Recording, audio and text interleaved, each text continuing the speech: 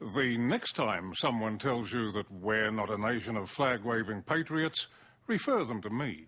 I've got a mountain of mail that says we're extremely passionate about our flag and the country it represents. So much so, we're devoting the entire segment tonight to Ray Martin's story on the Great Flag Debate. Can I please have a turn? Let's have a flag.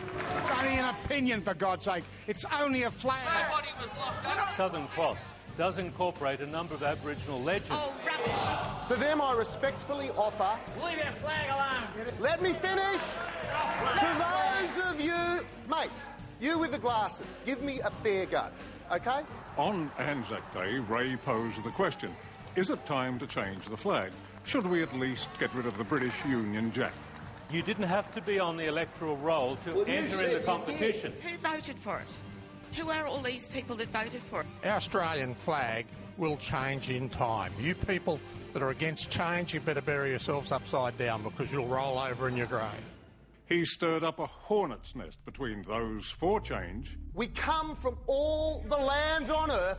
Let's have a flag that represents that. Thank you. And those who want to keep it. It is the proudest emblem that we could have as a nation, our flag of stars and crosses. And long may it fly aloft and free. But the floodgates really opened with your reaction, a tidal wave of torrid opinion and outright abuse.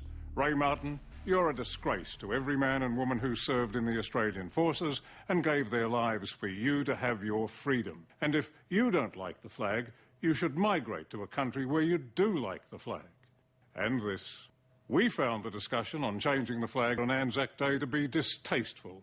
Our flag helps to define our history, so why take away half of it? We're mainly of British descent, and the people who aren't should be more accepting of the country that offers them a home.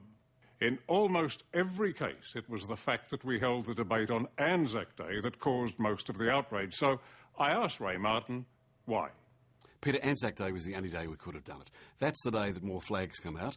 That's the day that more myths come out about the Australian flag. Australian diggers didn't fight for the flag. They rarely even fought under the flag. It was the Union Jack or other flags they fought under. It really doesn't represent us. It's a relic of the past, and we should move on. How do you explain the very large number of people who are upset, who are so critical of what you did?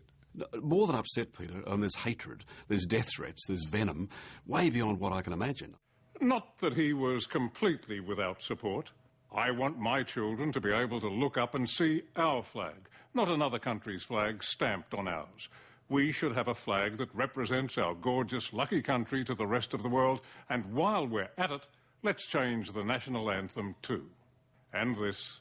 The Union Jack led us up the hills at Gallipoli, and we lost a generation of brave young men thanks to British incompetence. God save the Queen? Bugger that. Let's get a new flag and save ourselves. Some of you even sent us proposals for the type of flag they'd like to see. A strong emphasis on recognising the first Australians. As well as bombarding us with mail, many of you responded to our online poll, asking whether we should remove the Union Jack from our flag. The result? 34% agreed it should go, but the majority of 66% voted to keep our British heritage flying high. One thing's for sure, we haven't heard the end of this.